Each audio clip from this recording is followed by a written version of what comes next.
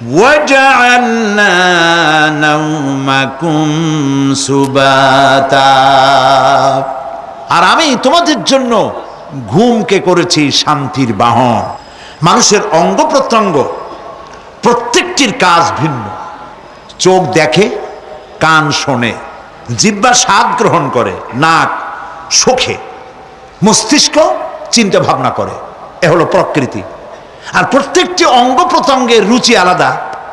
যেমন চোখ রঙিন এবং সুন্দর জিনিস দেখতে ভালোবাসে, কান সুমধুর সুর শুনতে ভালোবাসে, আর হাত নরম এবং মসৃণ জিনিসে স্পর্শ করতে উৎসাহ বোধ করে, নাক আতরের গন্ধ শুঁকতে ভালো লাগে, আর মন নতুন নতুন রঙিন ভাবনা ভাবতে চেষ্টা করে।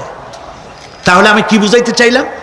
চোখের কাজ নাকের কাজ, মুখের কাজ কানের কাজ, মনের কাজ। প্রত্যেকটি অঙ্গ প্রত্যঙ্গের ভিন্ন ভিন্ন কাজ আছে, কিন্তু একটি ব্যাপারে হাত পা চোখ নাক মস্তিষ্ক সব এক ব্যাপারে তারা ঐক্যমত পোষণ করেছে। এ ব্যাপারে কোনো ইখতিলাফ তাদের মধ্যে নাই, সেটা হলো ঘুম। সেটার নাম কি?